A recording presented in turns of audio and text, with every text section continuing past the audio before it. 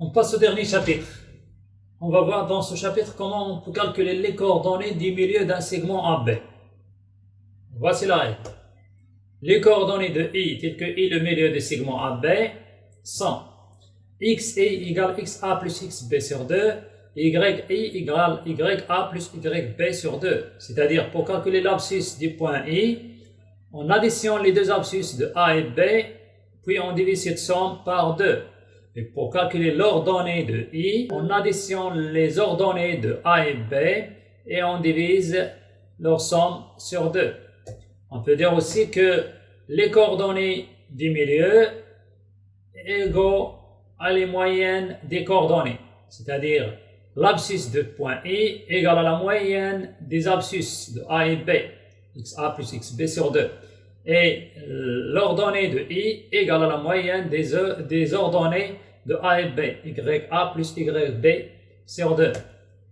Pour mieux comprendre, voilà un exemple. A a comme coordonnées 2 et 4, c'est-à-dire son abscisse égale à 2 et son ordonnée égale à 4. Et B a les coordonnées 4 et moins 8, son abscisse égale à 4 et son ordonnée égale à moins 8.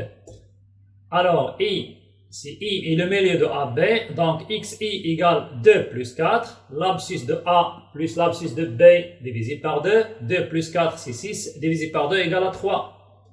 Et l'ordonnée de I, YI, égale 4 plus moins 8, l'ordonnée de A plus l'ordonnée de B divisé par 2.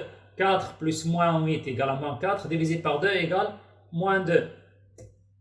Et dans le repère, on peut représenter les deux points A et B et on trouve que le milieu de segment AB a comme coordonnées l'abscisse 3 et l'ordonnée moins 2. Dans le dernier chapitre, on avait les coordonnées des milieux d'un segment. Comment on détermine les coordonnées des milieux d'un segment?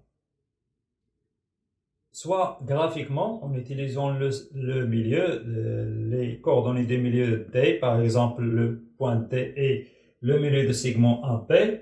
Alors, son abscisse égale à 1 sur 2 et son ordonnée égale à 3 sur 2. Le point T appartient au segment AB et il est équidistant des extrémités. On trace ce point, puis on détermine ses coordonnées en utilisant le repère. Ou bien, on peut calculer les coordonnées du point D en utilisant cette règle, la règle du calcul des coordonnées du milieu d'un segment. On ajoute XA et XB et on divise par 2, c'est-à-dire l'abscisse du point D égale la somme des abscisses de A et B sur 2, la moyenne entre les deux abscisses, égale 2 plus moins 1 sur 2 égale à 1 sur 2. Et la même chose pour les ordonnées. On ajoute les deux ordonnées, YA, YB, on les divise par 2. Donc on trouve que l'ordonnée du point D égale 5 sur 2.